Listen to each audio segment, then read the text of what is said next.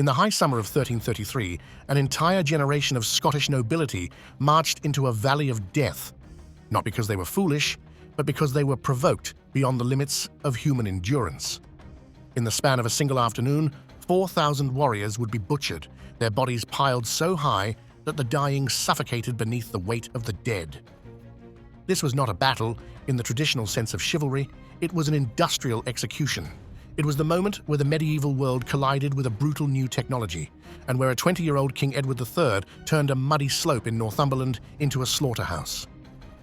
To understand why thousands of men willingly walked into such a transparent trap, we must look to the psychological state of the English crown. For 20 years, England had lived under the long, humiliating shadow of Bannockburn, the defeat that secured Scottish independence. But Edward III was not his father. He was young, ruthless, and possessed of a cold, calculating ambition to erase that national shame. He did not just want a victory, he wants a statement. He targeted Berwick upon Tweed, the commercial heart of Scotland, placing it in a chokehold that forces the Scots to come to him. By July, the situation inside Berwick was apocalyptic. Edward's siege engines had pounded the walls to rubble, and the English naval blockade had cut off all food. The defenders were reduced to eating horseflesh and boiling leather. A conditional truce was signed. The town would surrender if it was not relieved by July 19th. But Edward had no intention of honoring the spirit of the rules. He used the treaty not to negotiate, but to fortify his position, turning the siege into a ticking clock that counted down to the final destruction of the Scottish garrison. The transition from siege to massacre began with an act of calculated cruelty. The Scottish Guardian, Sir Archibald Douglas, was hesitant to attack the entrenched English army. To force his hand, Edward dragged his hostages out to a gallows built in plain sight of the city walls. Foremost among them was Thomas Seaton, the son of the town's governor. Edward issued a simple, brutal ultimatum: surrender the city immediately or watch the boy die. It was a violation of the chivalric code, but Edward was writing a new rulebook for war. On the ramparts of Berwick, the governor and his wife were forced to watch the unthinkable. History records the parents screaming in defiance and grief as the English executioners did their work. Thomas Seaton was hanged before their eyes, a sacrifice that shattered the strategic paralysis of the Scottish High Command. Sir Archibald Douglas could no longer maintain a strategy of caution. The public execution of a noble hostage goaded him into a fatal, emotional reaction. He ordered the army to advance. The bait had been taken. The English army was waiting on Halidon Hill, a position chosen with the eye of a master engineer. They held the high ground, looking down a long, grassy slope that acted as a natural glacis. But the true genius of the position lay at the bottom of the hill. Between the English lines and the approaching Scots lay a marsh, a boggy, sodden stretch of ground that looked passable from a distance, but was a tactical nightmare up close. To reach the English, the enemy had to navigate this mire. Edward III had engineered a fatal funnel.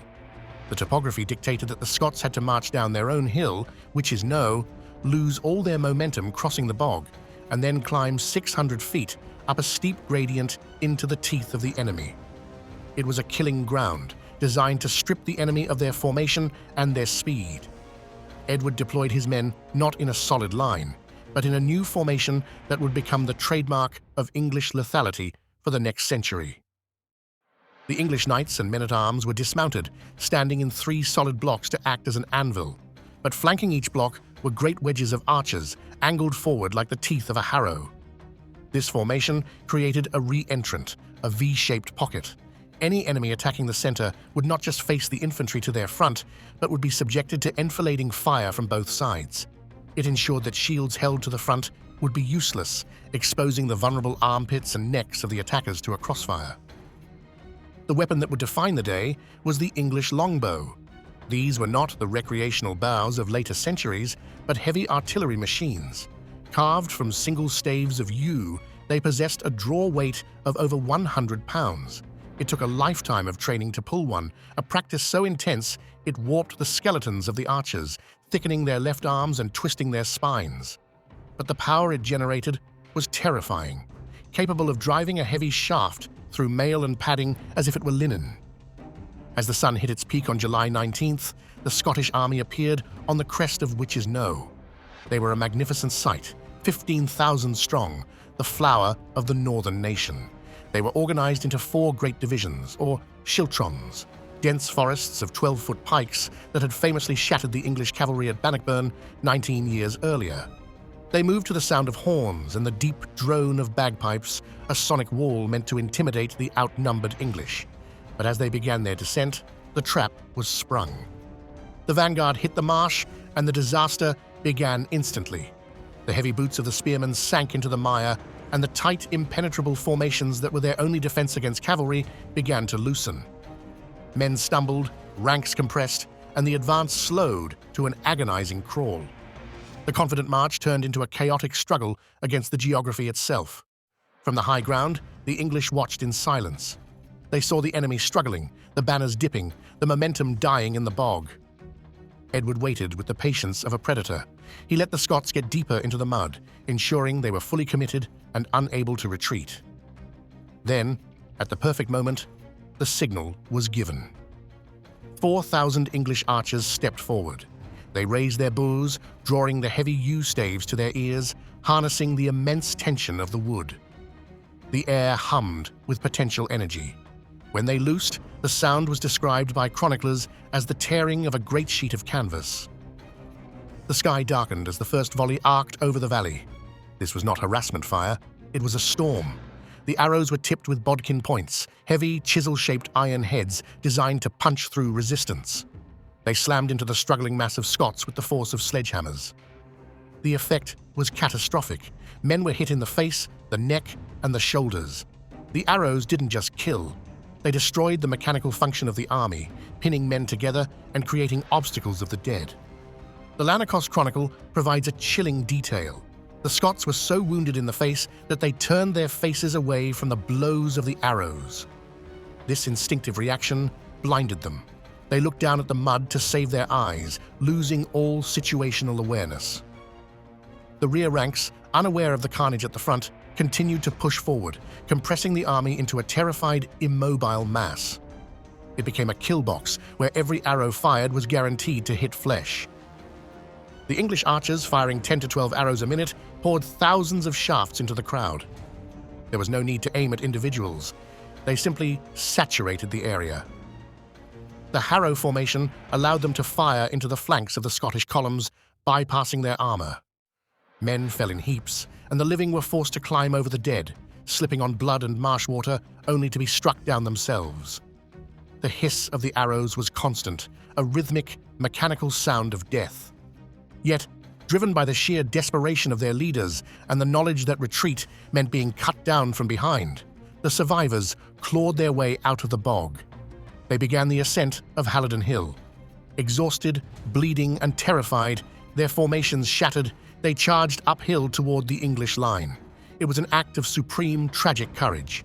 They were walking into the teeth of fresh, heavy infantry, but they refused to break, driven by a national pride that demands they reach the enemy. In the midst of the slaughter, the Earl of Ross, leading the reserve, wore the shirt of St. Duthac. This was a holy relic, stolen from a shrine, which was reputed to grant the wearer invulnerability in battle. He fought with the fanaticism of a man who believed he cannot die. But faith was no match for the physics of the longbow. The arrows found him just the same. He fell, and the holy shirt was stripped from his corpse, stained with the blood of the mythic past. When the ragged remnants of the Scottish vanguard finally reached the English line, they were not an army, but a mob. They crashed into the English men-at-arms, who were fresh, rested, and holding the high ground. The impact was sickening, but brief. The English knights, wielding pole-axes and maces, stepped forward to finish what the archers had started. The long spears of the Scots were unwieldy in the chaotic scramble, and the English pushed them back, hacking and thrusting, sending bodies tumbling back down the hill. The leadership of a nation was wiped out in minutes. The Guardian, Sir Archibald Douglas, fell in the press, anonymous among his men, along with 6 earls. As the line buckled, Edward unleashed his final reserve. The English knights mounted their horses and swept down the wings of the hill, closing the jaws of the trap. They rode into the fleeing mass, cutting down the survivors. The orders were clear: no quarter. This is a war of annihilation. By sunset, the Scots Pits, as the mass graves would be known, were filled with 4,000 bodies. The English had lost, by some accounts, as few as 14 men.